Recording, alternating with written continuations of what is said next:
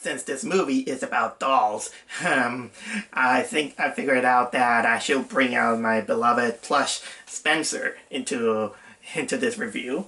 So as you can see, if you saw some of my video, you probably know that this is kind of like my most beloved plushie that I still keep on since my childhood.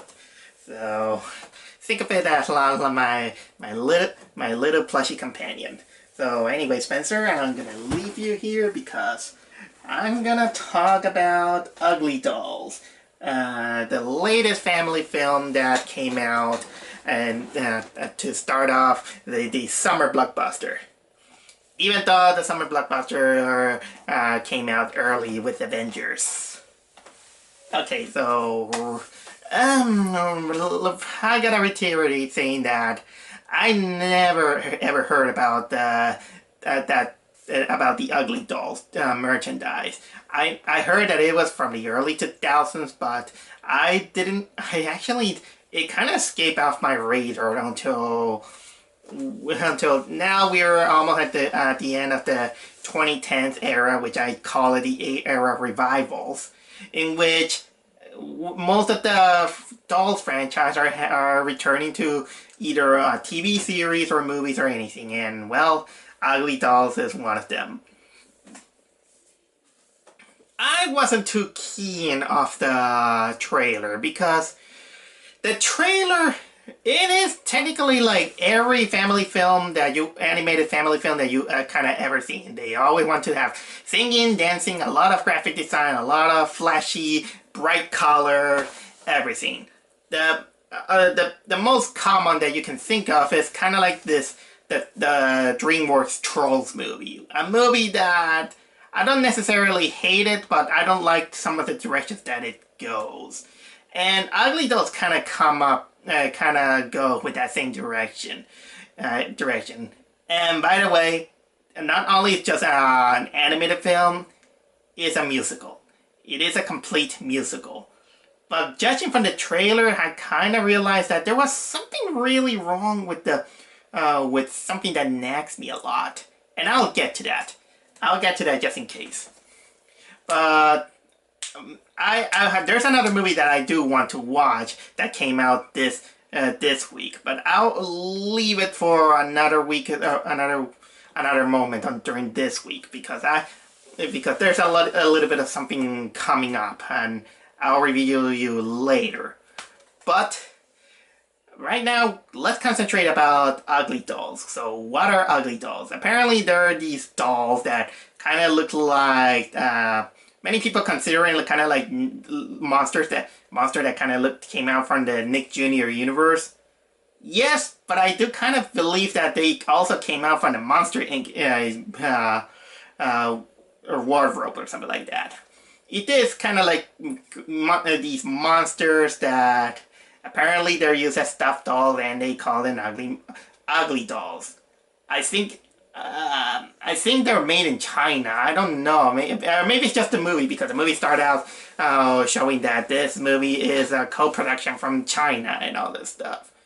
And let's start out with the movie. The movie is about this group of dolls in which they call themselves ugly, and they live in this universe that apparently they're fabricated from apparently the factory from heaven. I don't know. They never specified that. But at this factory, they pick up the good-looking dolls, and their rejects, they toss them up to apparently this town named Ugly Town, where we have our character. Like, for example, there's this pink character that looks like a little bit like an oversized version of this character named Barry from Foster Home for Imaginary Friends. This character is named Moxie. She's played by Kelly Clarkson. Everything is fine. Everything is happy. Everything is at California, in the wonderful land of Uglyville. They welcome the other ones, but Moxie, she technically has the syndrome that Ariel has, that despite having everything, they feel like they want to explore more. Her biggest ambition is that she wants to be the doll of someone, and she wants to go to, what was it? The Big World. I think it was called the Big World, which is basically kind of like the Great Beyond from Sausage Party. So after a few a musical and a motivation, she decides to go there along with her friends, which includes kind of like this Uglydolls played by voiced by Pitbull. What was a bat played by Lee Hong Wong? Yeah, IMDb. One sarcastic, I don't know what it is, who has to wear an apron. She's played by Wanda Sykes, and a big burly guy who has a magical pocket that can fit almost everything, played by Gabriel Iglesias. And from what you notice is that most of the cast are musicians. Well, it is a musical, so they decided that almost all of them have to be music people who are people who can sing. Although only Wanda Sykes is probably the only one who has experience in voice acting. Oh yeah, and there's this white one-eyed unicorn played by Ice-T. So anyway, they go up from beyond the walls of Ugly Town, and they find this really, really neat but really grayish, very prim and proper institution, which apparently was called the Institute of Perfection, which they're other dolls who they're human dolls, let's say. Human dolls, they all wear this kind of like British prim and proper outfits. They talk like, you know, the typical, oh jeez. And everything is led by this guy named Lou, who is kind of like the most beautiful and the most proper and the most perfect of all the dolls. This guy named Lou, which I'll get to that, he's played by Nick Jonas. And basically because he has a big discrimination against everything that is ugly. He wants everything to be perfect to the point of ridicule them. That is when Moxie kind of say that, you know what? I'm gonna prove you wrong. We're gonna participate in the gauntlet to show you that we can get out to the big world and become the doll of someone. And basically, that's the movie. The game is on. So, the big question is the movie good? Well, I'm not gonna say that it is as bad as Wonder Park, because there's a lot of problems with Wonder Park that Uglydolls doesn't have. But if you're not pretty sensible to these kind of stuff, this movie it could become kind of like the new emoji movie of this year. But I think that this movie, at least for me, it wasn't as terrible as the emoji movie. It has a lot of problems.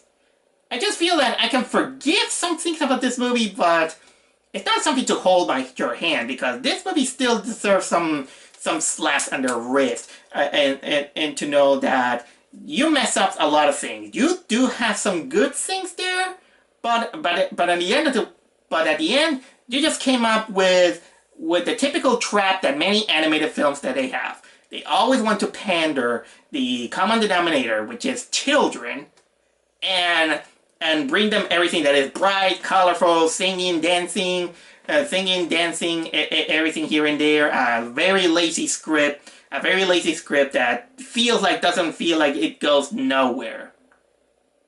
And there are some other elements, but again, I think considering that I went through a very directionless film like Wonder Park, at least this is a little bit of a step up.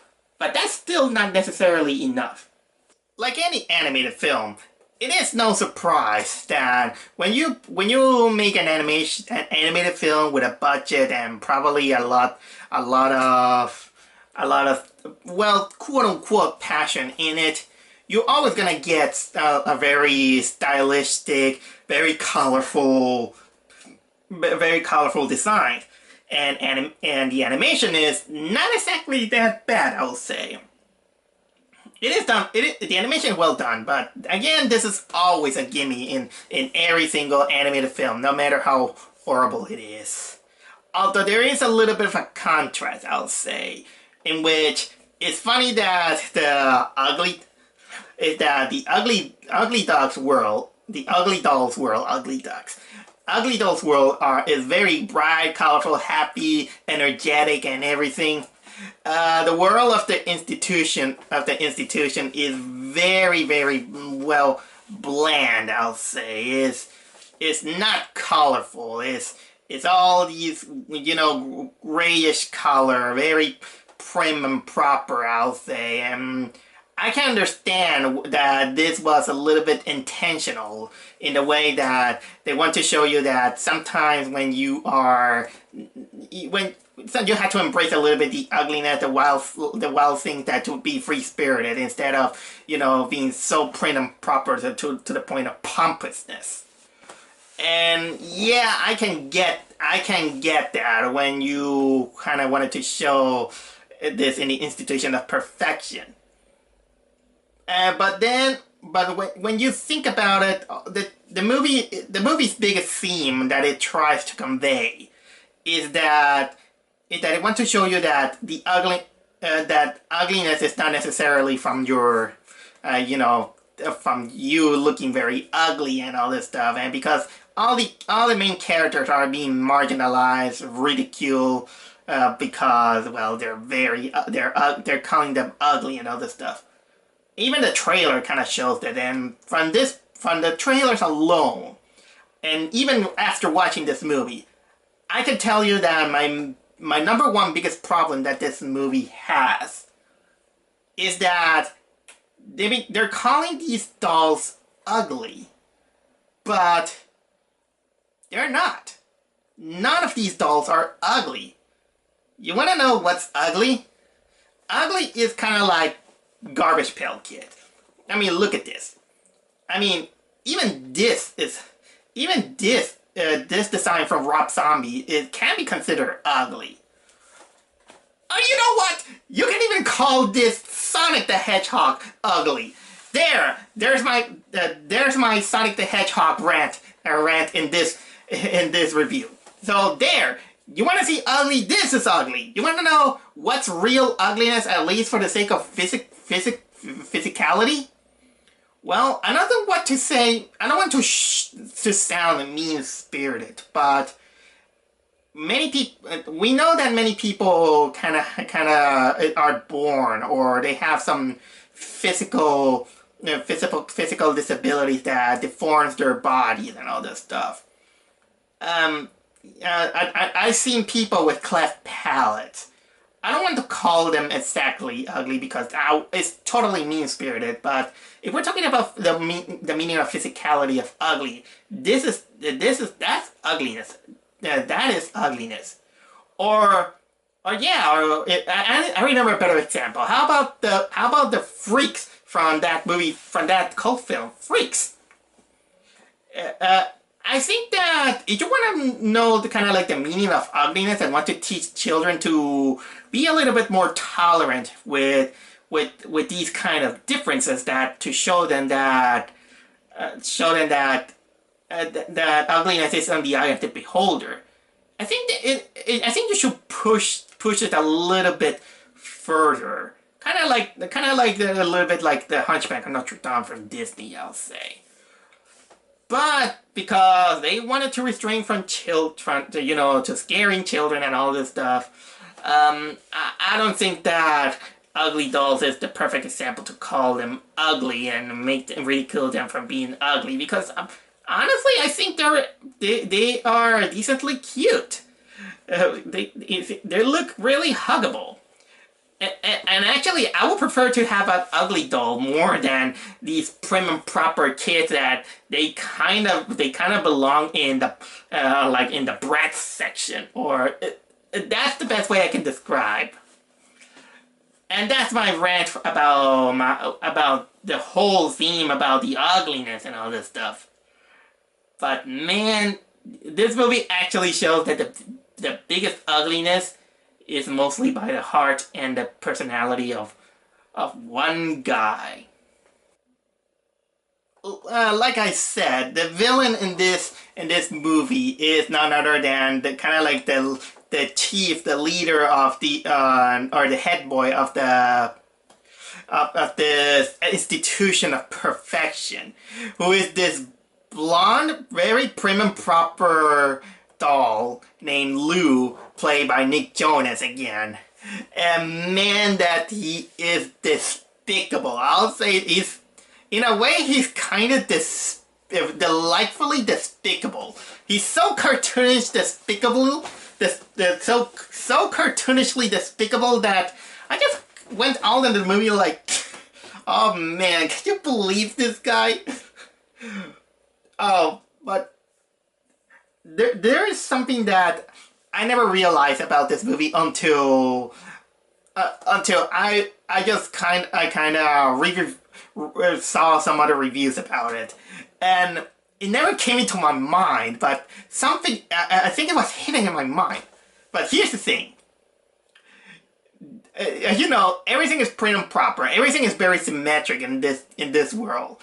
The main leader is a blonde boy, and he is so discriminatory against the Uglydolls, to the point that he just even wants to eliminate everything. He ridicules everything that is ugly, and wants to eliminate everything that is not perfect. You know what kind of sounds like? It sounds like the mentality of the Nazi German party. Yeah, there is. We got Holocaust reference in a family film, and you know what? As many people will find it shocking or offensive, not for me. We need more movies like that. We need more to show them that these kind of people we can't tolerate. But unfortunately, there are people who wants to. Yeah, we all want to forget it. We all want to forget this horrible moment of human history. But still, man, I never realized that, because when you think about it, Lou really looks like one of Hitler's youth. And he acts like one. He's a modern Hitler youth. But the way he acts, the way he talks, and all this mannerism, I just can't help but to laugh and snicker all the way, because this is so cartoonishly ridiculous. It's kind of like, I would say that this kind of personally saves the movie for me to being worse than mediocre, let's say. But unfortunately, that's not exactly enough to save the movie. Apart from, well, Lou and missing the point of what ugliness is. What else there is? Yeah, we got other characters. Probably I'll say that most of the characters are not exactly, well, annoying, I'll say. Moxie's eagerness and energy it kind of draws a balance between unlikable and likable, but unfortunately, she's technically kind of like a character who is very curious, who wants to know more, and, well, it doesn't feel like there is kind of like a big race of what happens if she stays there, because she's definitely kind of very content on her life, and she even says it. And the other characters were just kind of there to hang around with her. Probably the dog, the dog played by Pitbull, called Uglydoll, is the one who has a little bit more of a presence, but that's not enough. There's another character who is the one that befriends Moxie, who is none other than who is this girl who is also part of this world. You know, the institute. She's kind of like a girl who she doesn't want to wear glasses because, well, glasses make her look ugly, and this is technically the Institute of Imperfection. and she's probably the only character who is close to be kind of like third dimensional, I'll say. But still, it almost went a little bit overboard because when her big secret is that she wears glasses, I was like, this is a movie that probably will have worked better, kind of like in the 80s or the 90s, where glasses were a little bit bad seen because they make you look nerdy or something like that. This kind of stereotype is kind of not almost non-existent at this day and age. Although, at least the movie escaped by giving itself a little bit of an excuse by saying that, when she said that, oh yeah, but a perfect girl must never must have perfect eyesight. At this point, the movie kind of escapes from this thing. Okay. The other third-dimensional character that almost had a little bit of a moment is technically the mayor of Ugly Town, which is this green bunny named Ox, played by Blake Shelton. In which he technically gives a little bit more of a background on everything, kind of like almost in the kind of like after the second half of the film.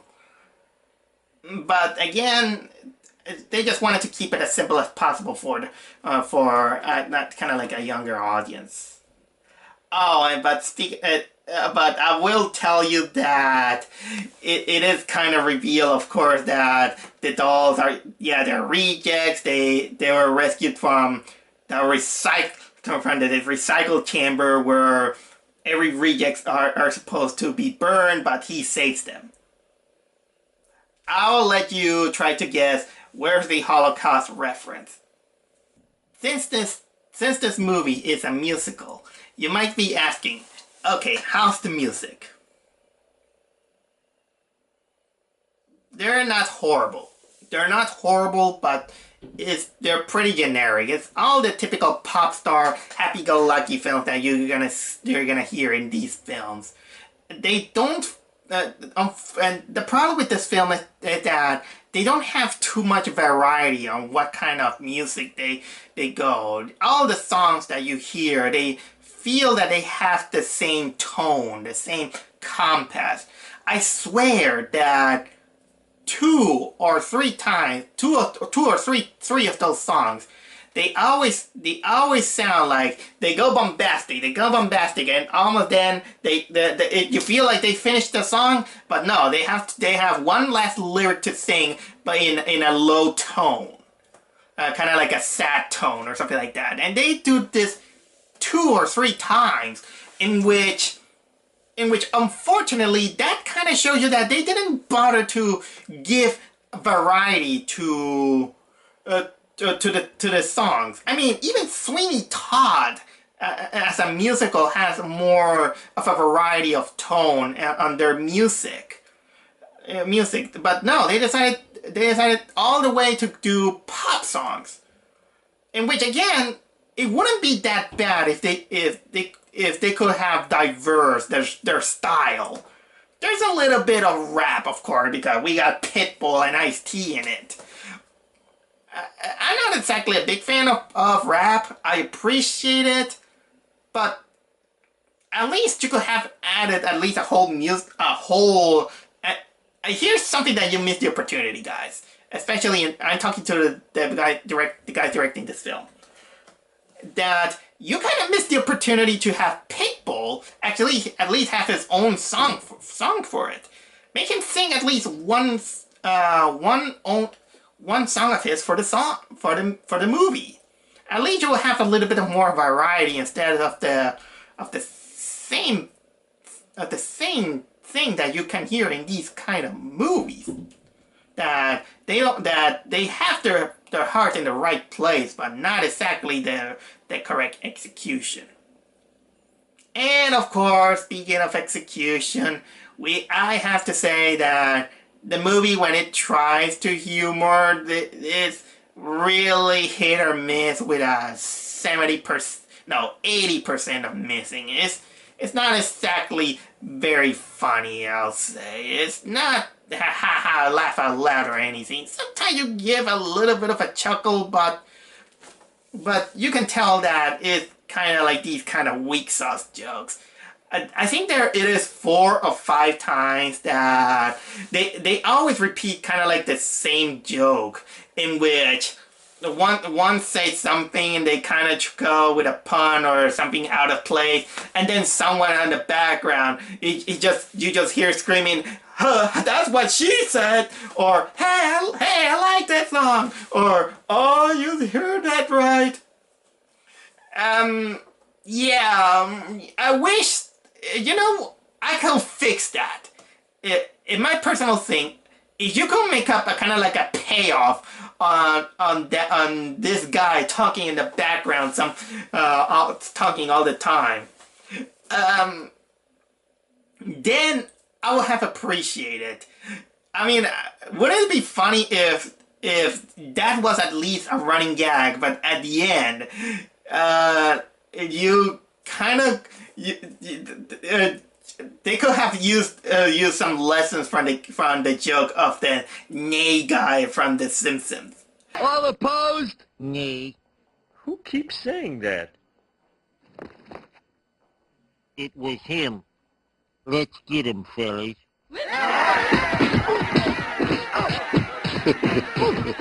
Yeah, there. I fixed your running gag, and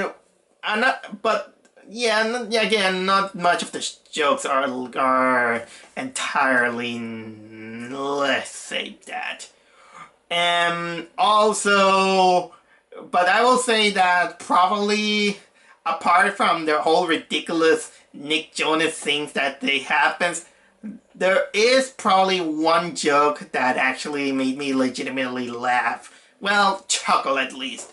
And that is that after everything is revealed that the dolls are, Ox reveals that the Uglydolls came from the recycle bin, and they have no hope being accepted into the big world or something like that. Okay, what happened is that everyone gets depressed. All the dolls return to their home, and instead of being so happy and with a bright smile on their life, everything turned gray, and everyone began to act like they're in the 1940s depression era. But probably kind of like the joke that kind of make me chuckle, maybe out of desperation or maybe because it was a reference, is that they have these Uglydolls all in line trying to get soup from this big guy, and there's this one tiny Uglydoll that he's had the bowl of soup, and he gets the soup and he's like, can I have some more? No, I'm not finished yet. I'm not finished yet. For those of you to hear me out, you know what I'm talking about. They're making the Oliver Twist joke, in which you might think that the big chef will go say, more? No, it doesn't go that way. They pushed it a little bit to chuckle it. This Uglydoll, after he say, can I have some more? The chef is like, here. Can I have a little bit more? Here. Can I have some more? Look, Oliver, just get out of here. When he mentioned that the doll is named Oliver, I was like, of course. I know that it was a dumb joke, but that actually gave me a little bit of a chuckle. Alright. I think it is time for me to talk about the big climax of the film. I know that I might jump into spoiler territory, but considering that almost nobody is watching this film, for example, today when I went to see it, there were only like 8 people in the theater. I might go for it. So basically, after the glasses girl managed to lift the spirit of our main character, Moxie, and of course, And of course, after escaping certain doom by kind of like the Bratz trio who are in love with Lou, which I forgot to I didn't mention because they're irrelevant. They decided to show up into the gauntlet to prove Lou wrong. And by the way, what's the gauntlet? Well, basically, it is a race inside this big giant dollhouse, which full of traps like robot dogs and robot babies. And by the way, the robot baby is let's say that the robot baby is creepy. It's creepy, looking how it is designed. And man, you guys were talking about the Uglydolls being ugly. So also Lou decides to participate in this, and there is this race, and it really shows the ugliness of his heart. Like for example, he's just concentrated on winning the race, and he even used his her yes girls as scapegoats. Even he uses as a bait this kid who at the beginning of the movie he's branded ugly just because he has kind of like this green strand on his hair, and during the whole movie he's always wearing this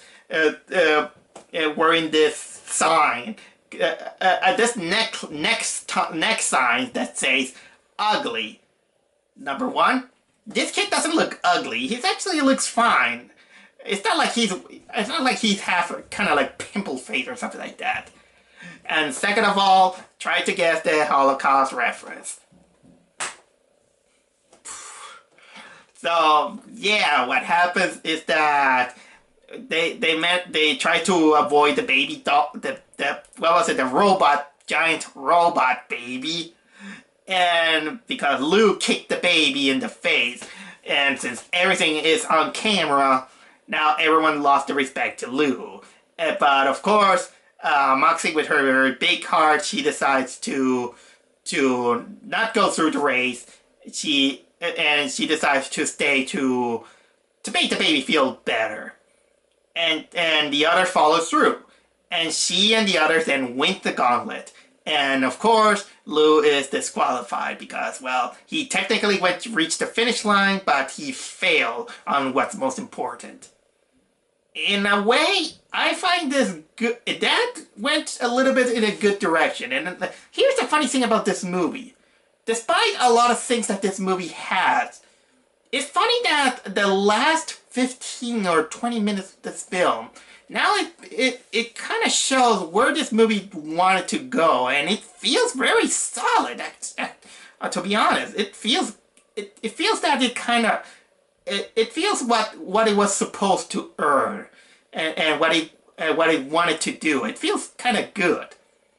Oh yeah, and then it is revealed as a plot twist that Lou actually can't go into the big world because he's a prototype. He's a prototype.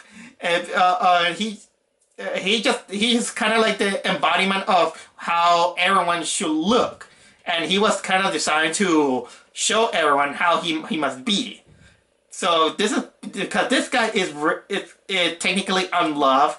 He is pretty obsessed with perfection and everything. He goes mad and destroys this MacGuffin portal that is the portal to the real world where we big human guys live out. So at this point, basically, I kind of forgot to mention that this kind of feels like a prequel to Toy Story. Oh man. Oh man. So yeah, he destroys the portal. Everyone managed to ridicule the guy and get what he deserved. And then they fixed the Uglydolls and the Prefecture Boys.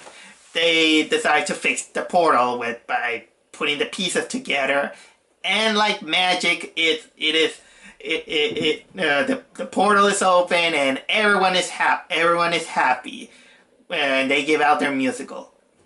And then they kind of give out, probably I will say that for a movie that is full of inconsequential inconsequential generic stuff, we get kind of like a scene that is actually the closest thing to be heartwarming, which is when they decide to go to they decide finally to go to the portal. They are going to their separate ways, and in this case, we see the point of the perspective of Moxie, in which she's gonna get her dream that she's gonna belong to someone like a girl, and yeah, we get they go to the portal, and at this moment, I kind of begin to have in my head, I begin to imagine what will happen if they go through the portal and they find their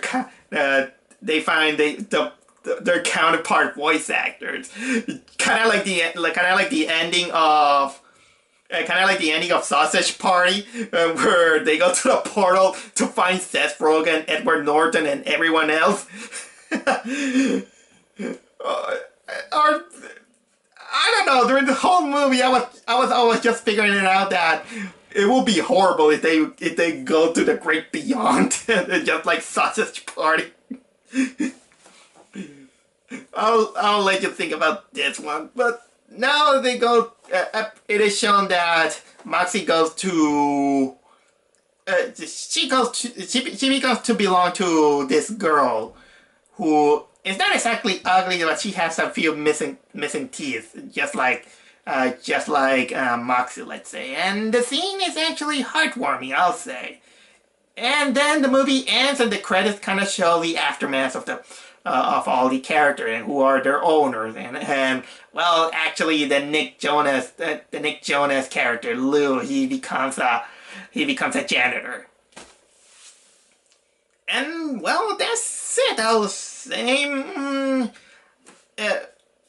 I wouldn't exactly call this movie a piece of shit. I don't think not. I think I have the biggest problem that I will wish they could have pushed a little bit, kind of like the moral of the eyes of the beholder, which thing is the real ugliness, and kind of push the ugliness a little bit further on how the dolls look like.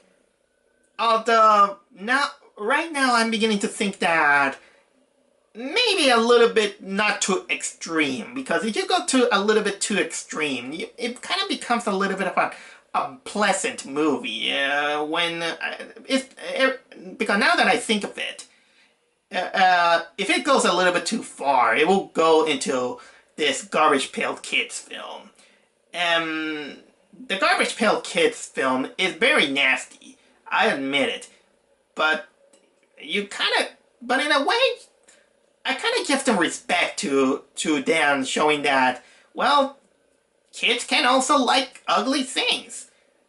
But still, I kind of encourage them that we have to expose them to these kind of deformities in order to teach them how to respect them, how to treat them like they're one of us. And just because they look different, that doesn't mean that they're not part of this world.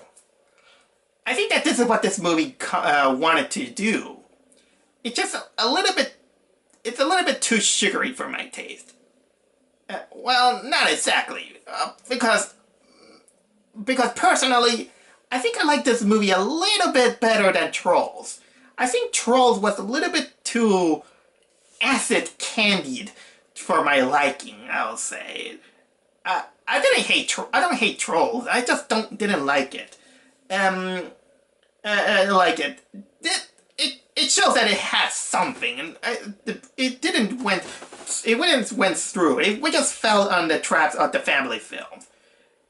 I'll just recommend it a little bit as a rental. Probably it is a so bad movie that is just kind of amusing, but I'm not gonna hold my punches. I think that I've seen worse movies than that. But either way, ugly, not ugly. I do have a soft spot for plushies. I'm just saying. You're not that ugly, Spencer. Sometimes the world is ugly. this movie isn't that ugly.